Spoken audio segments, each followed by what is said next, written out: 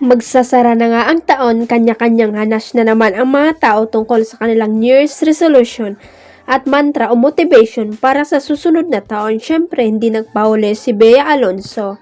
Sa kanyang Instagram, nagpost si Bea ng kanyang isang viral from kung saan ang unang 4 na salita na mahanap mo mula sa jumbled letters ay siyang magiging mantra mo para sa taong 2025.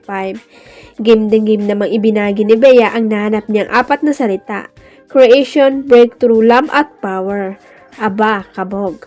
Kung tutuusin, parang prophetic na rin ang mga salitang yan para sa kanya. Matapos ang isang taong puno ng pasabog at plot twist, mukhang deserve ni Bea ang ganitong mga vibes para sa 2025.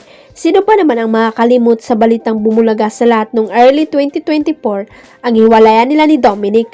Sa umpisa, akala ng marami ay may kasalang magaganap, pero plot twist, iba ang nangyari. Wendang ang showbiz world, pero si Bea tuloy lang sa life.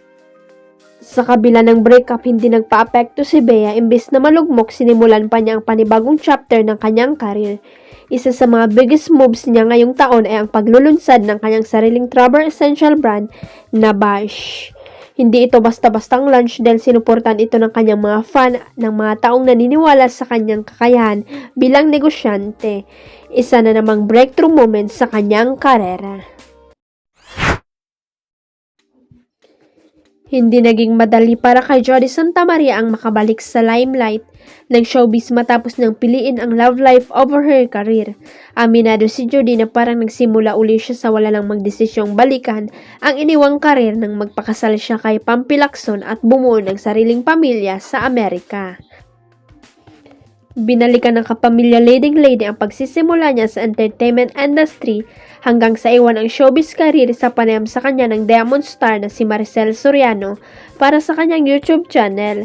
Siguro when I was starting, ang gusto ko lang naman is parang kahit paano makilala ka, kasi nung nag-start naman ako, hindi ko naman talaga naging pangarap maging artista.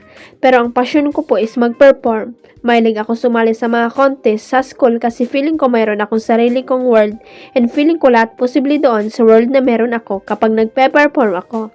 Payag ni Jody. Pagpapatuloy pa niya nung nagkaroon ng opportunity, nag-audition ako at awa naman ng Diyos natanggap. And then, ang goal ko lang at first is parang paano ba ako makilala, so kailangan ko ng exposure. Huwag kalimutang i-click ang subscribe button at i-ring ang notification bell para sa latest at legit chika updates.